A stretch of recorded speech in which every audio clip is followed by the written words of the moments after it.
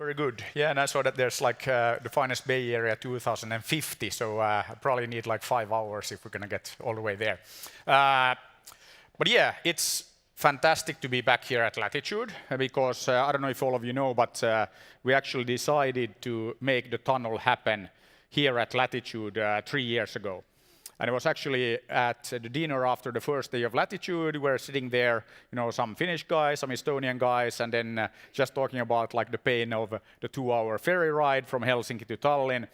And then just sitting there, and then those of you who know me, kind of like a bit like impulsive sometimes. So just said that, okay, but let's make the tunnel happen then. So kind of like get rid of this 2-hour like ferry ride.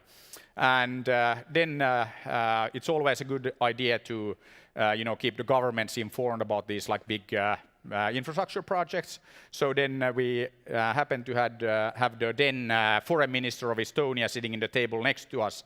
So then I just went over to her and said that, yeah, just thought I'll better tell you that we decided to build a tunnel. And then she's like, okay, and like, who exactly? I said, yeah, me, and you know, you see those guys who are at the table over there? And then her reaction was the exact same reaction. And then I knew that I'm doing the right thing, because I've always been saying that when you kind of like share your ambition and your plans with people, if they laugh, then probably you are setting the ambition high enough. So a lot of people have been laughing, and I think that they still are. You know, constantly being told, you know, like all these 3 years that, you know, it's not realistic and not going to happen.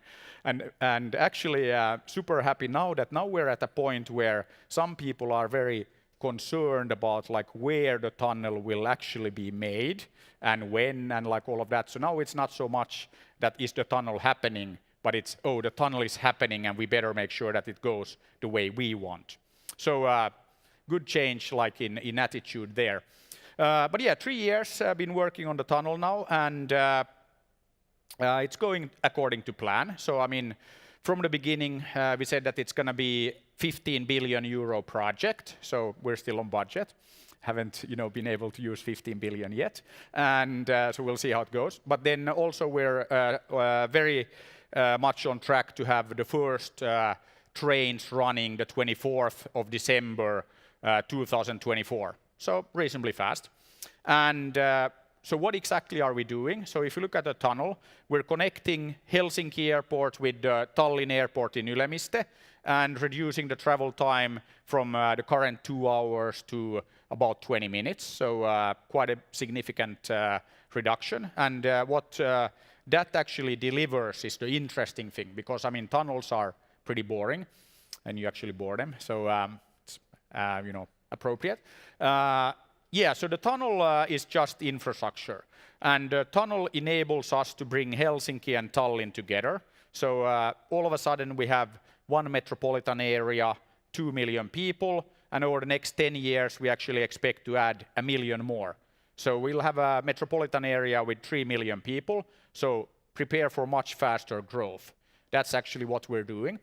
And we are building a bit over 100 kilometers of tunnel, so 2 tunnel pipes, one for passengers and one for cargo, 17.4 meters in diameter. We're going to use 16 of these TBMs, tunnel boring machines, so that actually allows us to drill in 8 directions any given time. So it takes about 2 years to make the physical like tunnel pipes happen. And then we put in, you know, the rail and the stations, and then 24 trains are running.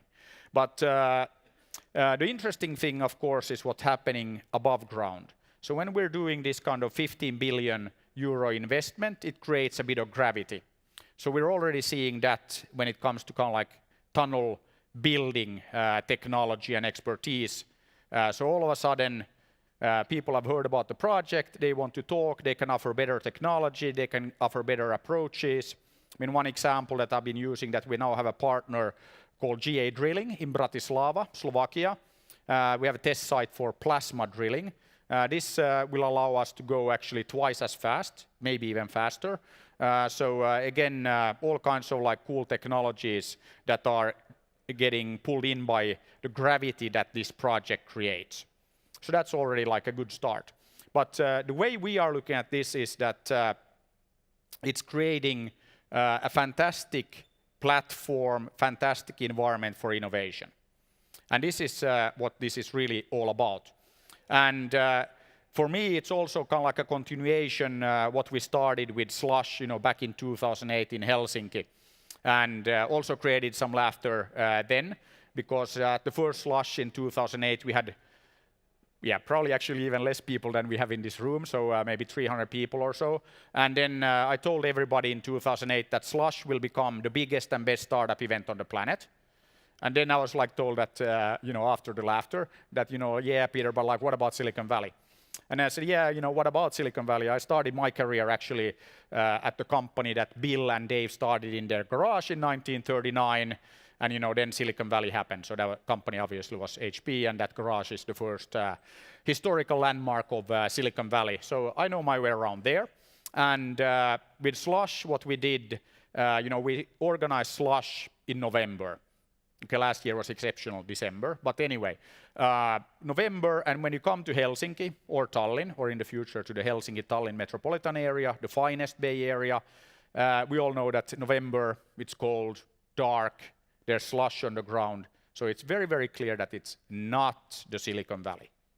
It's better. It's much, much better. And it's better because it's different.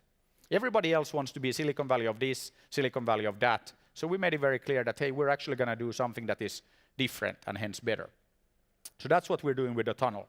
So tunnel, 4 stations. So Helsinki Airport, Otakeila, home of Aalto University, the island station, so artificial island, our version of AI. It's pretty cool. And then we have Ülemiste, so the Tallinn Airport area. All station areas will accommodate for 50,000 new people living and working and studying in the station areas. And out of the 50,000 so it's 200,000 new people for the Helsinki-Tallinn metropolitan area just along the tunnel. 20% of these newcomers will be university students. So we're also creating a university platform. We already have the first international university signed up, so they will start their European campus in one of the station areas. And we're talking to many, many others. So what are we doing here? We're creating massive talent density. Good example of that is what we see here in Estonia. 1.3 million people, 4 unicorns. Good start. Or then you look at, Helsinki, look at Finland. Finland is responsible for 6% of the global mobile games business. 6%. Okay, I mean, it doesn't sound like a lot, but for 5 million people, it's a lot. So if we would have 6% of the world economy, yeah, it would be okay. So, we're looking at creating now this kind of talent density for, technology, innovation in general. So we're creating a massive, massive scale innovation platform. And also what is very interesting is that when you invest €1 below ground into infrastructure, guess what? 10 euros investment above ground. So yeah, 15 billion into the tunnel, 150 billion in real estate development on top of that. It's pretty massive. And then we've done the macro modeling of what this will mean for Finland, for Estonia, for this FinEstBay Area. We expect the Finnish GDP to grow 7.4% in 2024. Estonian economy will grow 12.3% in 2024, when you took all the ripple effects, everything. So it's like pretty good. And I've always said that our ambition is to grow faster than China. And China is growing at like 6-7% currently, so we're beating them easily. And I think that why wouldn't we? Because we're much smaller economies, and we have much higher, education level if you look across the whole population. So we need to do this. And this 12.3% GDP growth in Estonia is when we allocate only 10% of the project effect to Estonia. So it might be even more. And when we briefed our finance ministry in Finland, their first reaction was, okay, maybe not wild laughter, but they were a bit amused. And then we presented our numbers. So we have used this World Bank railway infrastructure reform toolkit. It's 600 pages of documentation and very detailed model. So then we started talking about that. And then they weren't laughing so much anymore, but they got super, super concerned that, hey, you guys are overheating the economy. And then I said that, yes, I have been warning people about this, but let's plan carefully and maybe we can cope with this. So, but this is actually, I mean, it's serious discussion that we've been having because, I mean, Finnish economy hasn't been growing over 7% since, I don't know, the war or something. And that was like way before my time. So can't even remember. But anyway, so what we are doing, we're creating gravity, we're creating growth, we're creating massive opportunity. And again, education, so really believe that we can replicate, I mean, that part of the Silicon Valley model by bringing in these top universities, top students from all over the planet. So we need to work with our, I'm using governments, I should say, but anyway, about like immigration and all these policies, because we all know that Estonia is not growing, Finland is not growing. We're actually like, without the immigration, would be like, the population would actually be decreasing quite significantly. So we need to do something, and we are. So yeah, that's kind of like what we are doing. So the tunnel is like a minor detail, but what we're really doing is we're building this finest Bay Area. And we all know that apparently there is a Bay Area in the US on the West Coast, and I see Pekka there, he's hanging out in that Bay Area, it's okay. And then in China, Hong Kong, Shenzhen, Guangzhou area, they call themselves the Greater Bay Area. So it's always fun to talk to the Silicon Valley guys and these Chinese guys saying that, yeah, you have your Bay Areas, but welcome to the finest Bay Area. There's only one. So that's what we're doing, but I know that there are always like tons of questions. So, what about the Chinese? Isn't all the funding coming from China? Will we have to, all talk Chinese? So, like for me, what jia wei bi de, what sai Beijing, Beijing da, xue si, baga chin chi, de han yu dan sure, what a han yu hai bu wan mei. So yes, all of you have to talk Chinese in the future. Okay, that was a joke, so, not serious. No, there's some of the funding is coming from China. But we're not, like selling out or anything like that. The control remains here. Less of half of the funding is actually coming from China. We're happy to take Chinese, Japanese, American, Finnish, Estonian money, but I think that we all know that Finland, Estonia, we can't afford to do this kind of like on our own. So we will need some external investment. And I've also been told that we're actually very happy to see foreign people invest in our fantastic startups, so it's not like a bad thing. But with politicians, they always like to create problems. So we need to kind of like keep them up to date on this. So yes, there is the China angle, but yes, you can still speak Estonian and English and Finnish and whatever language you want. So we believe in kind of like human rights and those kind of basic freedoms, obviously. But yeah, so we still have like about 2 minutes for questions. So I know that there's always tons of questions and comments, so be my guest. Ask. Yes? Okay, and there's a microphone, because I guess we're live streaming, so want to capture that. Hi. Hey. Nice to hear from you again. You mentioned that you plan to use this tunnel not just to transfer people, but to quickly deliver cargo. And troops. And, yeah, of course. Deliver packages between Estonia and Finland and vice versa. So my question is there a market for the fast cargo deliveries between these two countries? Yes, there is actually a massive market. So if you take the ferry over from Helsinki to Tallinn, Tallinn to Helsinki, what do they have on those ferries? What, sorry? What do they have on those ferries? Alcohol? Yes, but if you go to the car deck... More alcohol? Trucks. Massive number of trucks, and they are actually like messing up the whole like traffic in Helsinki. Every time the ferry arrives, you have all of these trucks loaded with all kinds of stuff coming to Finland, going from Finland. So there is massive cargo traffic.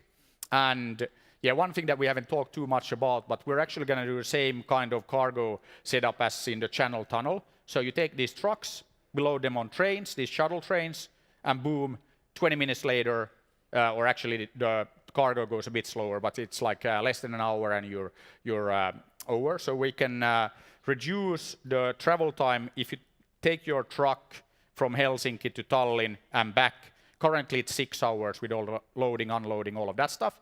We can reduce it to less than 2 hours. And then if you can reduce personnel cost to a third of the existing cost, guess what? all the cargo handling companies are super interested. So there is a massive change that we will inflict with the tunnel on cargo. But yeah, the business case is about 80% people traffic, 20% cargo traffic. And short answer is that yes, there is a big opportunity for cargo. Just to double check, I realize there is the market for cargo transfer, but the market that you mentioned doesn't sound like a very time sensitive.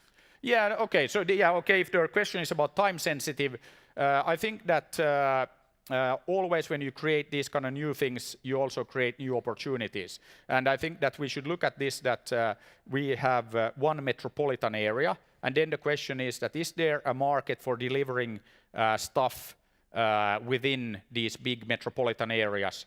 And again, the answer is yes. And we have, you know, like people like Wolt who deliver food, and we have Bolt who deliver food and people.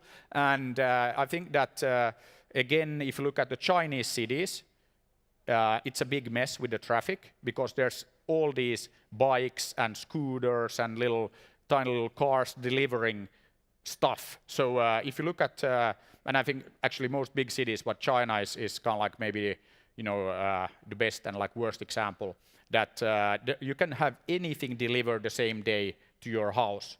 And there's like millions of people like running around delivering various stuff. So yes, there is a market, and I think that we haven't looked at it in detail, but we're definitely big believers in creating better delivery infrastructure, and some of that will be below ground. So not just like the big tunnel pipes, but also, I mean, welcome to visit underground Helsinki, tons of tunnels, like tons and tons of tunnels, not just the metro and all that, but there's a lot of like delivery happening underground. So yeah, definitely there's going to be a lot of that going forward. And I think I'm out of time, but let's one final question, and then like I'll promise to get off stage. Yep. Thank you, Peter, for doing this. Has the drilling started already? No, we haven't started the drilling, but we have the test site for the plasma drilling in Bratislava. And I have some video I can share with you on like how that works. So it's very promising.